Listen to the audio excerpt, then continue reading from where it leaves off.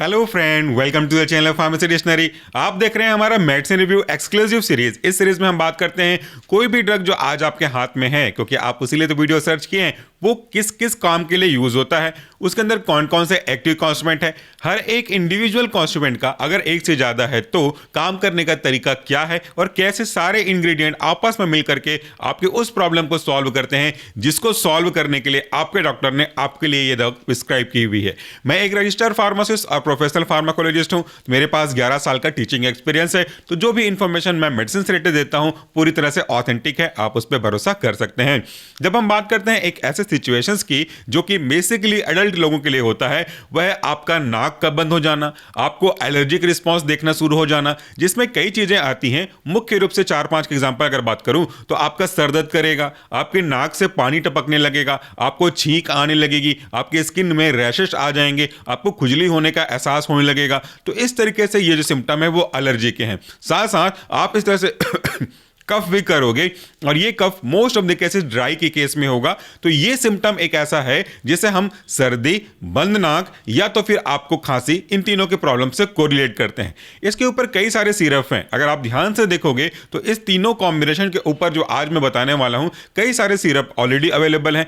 लेकिन आज का जो मेरा प्रोडक्ट है ये एक टैबलेट के फॉर्म में होगा। सिरप और टैबलेट में कोई बेसिक अंतर इस तरीके से नहीं है कि दोनों के काम करने का तरीका अलग अलग हो जाए, या कोई एक ज्यादा इफेक्टिव हो, कोई दूसरा ज्यादा इफेक्टिव हो। ऐसा इस मामले में नहीं होता। हाँ, कुछ डिफरेंस जरूर है। जैसे अगर आप सिरप के बारे में बात करोगे तो वो एक सॉल्यूशन फॉर्म में अवेलेबल है, तो उसका जो एब्जॉर्प्शन है वो एज कंपेरेटिव टू टैबलेट थोड़ा फास्ट होगा। लेकिन दिक्कत सिरप के साथ ये भी है कि एक बॉटल के फॉर्म में होगा तो उसे लेके जाना थोड़ा सा अनकंफर्टेबल हो सकता है, जबकि टैबलेट को आसानी से आप जेब में रख सकते हो। सिरप के साथ एक दिक्कत है कि अगर आपको किसी ने 5 ml या 10 ml लेने को कहा है तो आप स्पून यूज करोगे तो वहां पे डोज फ्लक्चुएट होगा, या फिर आपको बार बार कैप से मेजर करना पड़ेगा। चांसेस बनते हैं कि डोज थोड़ा बहुत ऊपर नीचे हो सकता है हर एक बार। लेकिन टैबलेट के साथ ऐसा कोई प्रॉब्लम नहीं है। टैबलेट तो यूनिट में होते हैं, एक टैबलेट निकाला तो आपको एक टैबलेट का ही असर मिलेगा, उसमें आप तोड़ने या मेजर करने का कोई केस होता ही नहीं है। तो यहाँ पे ये दो चीजें आपस में मैच करती हैं। ईजी होता है लेके जाने के लिए, कहीं ट्रैवल कर रहे हो तो इसलिए टैबलेट का एक अच्छा फॉर्म ये है,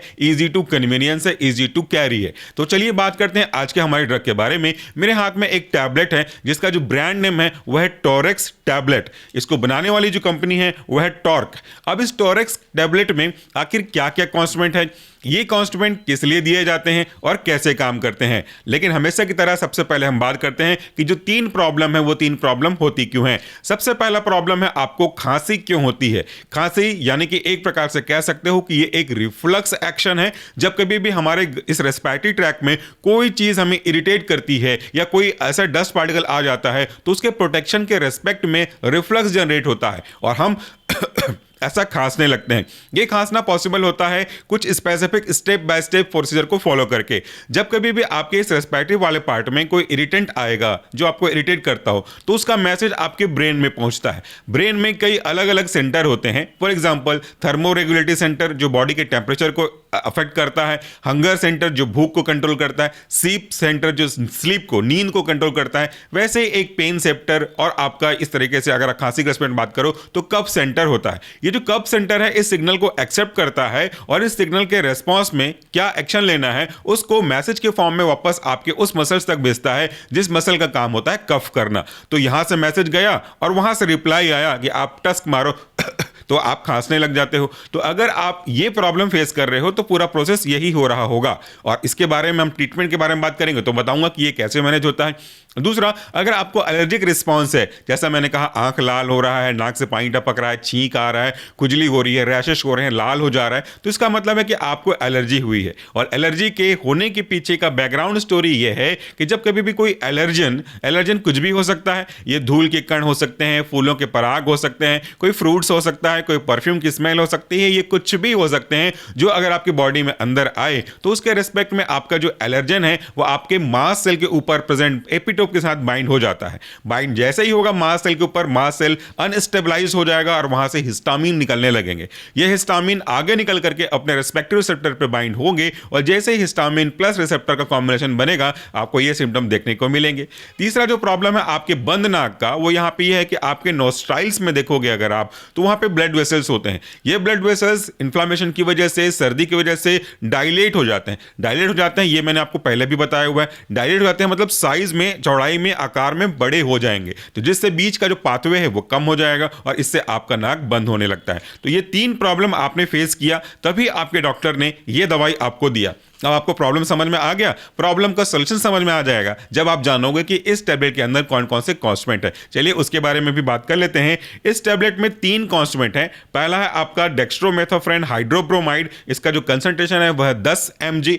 दूसरा है आपका फेनाइलेफ्रिन हाइड्रोक्लोराइड, इसका जो कंसंट्रेशन है वह 5 mg। और तीसरा है क्लोरफेनारामीन, इसका जो कंसंट्रेशन है वह 2 mg। बाकी एक्सिपिएंट है। इस पे लिखा हुआ है द कंप्लीट कफ फॉर्मूला, यानी कि कफ के केस में जो भी इश्यूज होते हैं उसको मैनेज करने के लिए ये एक अच्छा कंप्लीट फार्मूला है, ऐसा कंपनी लिखी हुई है। चलिए अब हम तीनों ड्रग के काम करने के तरीके के बारे में बात करते हैं एक एक करके। सबसे पहला जो आपका कॉन्स्टिट्यूएंट है वह है डेक्स्ट्रोमेथोफेन हाइड्रोब्रोमाइड। तो ये कफ को ठीक करता है। तो जैसा मैंने पहले बताया कफ होता क्यों है, कफ के लिए कोई इरिटेंट इरिटेट करेगा तो ये मैसेज ब्रेन में पहुंचेगा, ब्रेन उसके रिस्पेक्ट में मैसेज भेजेगा जो कि आपके मसल्स पे पहुंचेंगे और वो कफिंग का एक्शन स्टार्ट करेंगे। अगर आप इस हाइड्रोब्रोमाइड ड्रग को लेते हो, डेक्स्ट्रोमेथोफेन हाइड्रोब्रोमाइड को लेते हो, तो ये जो मैसेज से आने वाले सिग्नल हैं आपके मसल्स के लिए जो कफ कराने का काम करते हैं उसको सप्रेस कर देते हैं। तो मैसेज ही नहीं आएगा तो मसल्स कॉन्ट्रैक्ट रिलैक्स यानी कि कफिंग के प्रोसेस में कैसे आ पाएंगे और इससे आपको उससे राहत मिलती है। तो ये इसके काम करने का तरीका हुआ।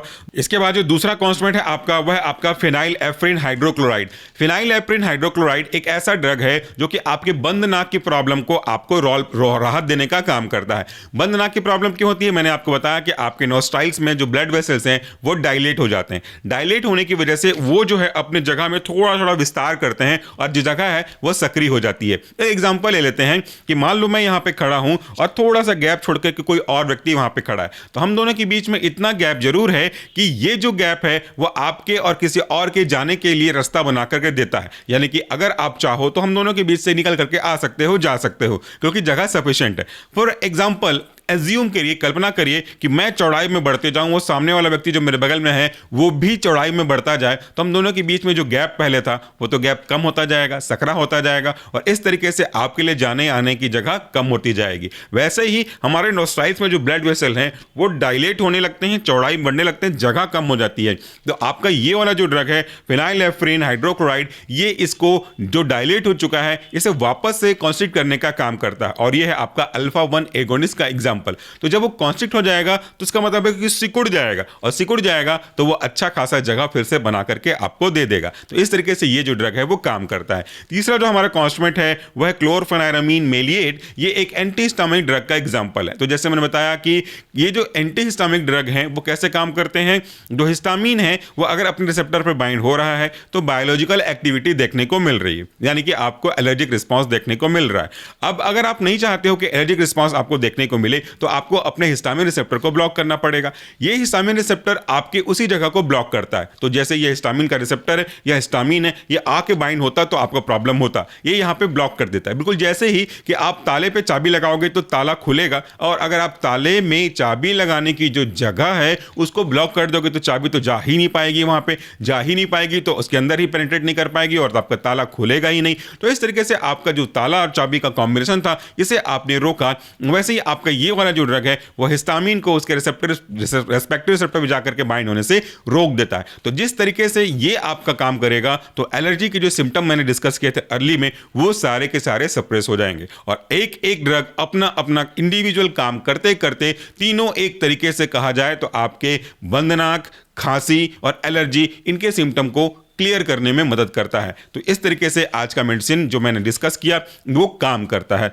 अब अगर आप कुछ और इंपॉर्टेंट बारे में बात करोगे तो आपको एक बात बता दूं, जो एंटी एलर्जिक ड्रग हैं वो थोड़े से ड्राउसीनेस कॉज कर सकते हैं, यानी कि थोड़े थोड़े नींद जैसा एहसास, सुस्ती जैसा एहसास कॉज कर सकते हैं। तो इनको लेने के बाद प्रेफरेबली आप अगर कोई मोटर व्हीकल ड्राइव करने वाले हैं तो मत करिएगा, हैवी मशीन को ऑपरेट करने वाले हैं तो भी मत करिएगा, क्योंकि इससे थोड़ा थोड़ा झपकी जैसा आने के चांसेस रहते हैं। ये अगर अधिक मात्रा में में ले लिया जाए सिरप के केस में गलती से तो और बढ़ जाते हैं। टैबलेट चूंकि एक यूनिट डोजेस का एग्जांपल है तो बहुत अधिक चांसेस नहीं होते, but still there is a chances, तो इसको थोड़ा देख के रखिएगा।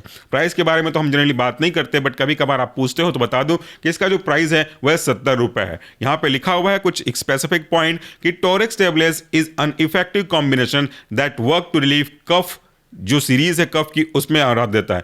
एस्थमेटिक कफ में ये राहत देगा, वूफिंग कफ में राहत देगा, पोस्ट सर्जिकल कफ में राहत देगा, ड्राई कफ में राहत देगा, स्मोकर्स कफ में राहत देगा और क्रोनिक कफ में भी राहत देगा। यहां पे लिखा हुआ है देखिए वार्निंग में, प्रिकॉशन में, when taking any prescription containing an antihistaminic drug avoid physical activity, regularize the alternateness such as operating machine और driving. Patient with cardiovascular and renal disorder are advised to seek prior medical consultant। जैसे मैंने कहा कि थोड़ा सा नींद आ सकता है, इसलिए मोटर व्हीकल ड्राइव करना या हैवी मशीन ड्राइव करना ये थोड़ा सा अवॉइड करा करें। Thank you so much for watching this video. नमस्कार, टेक केयर।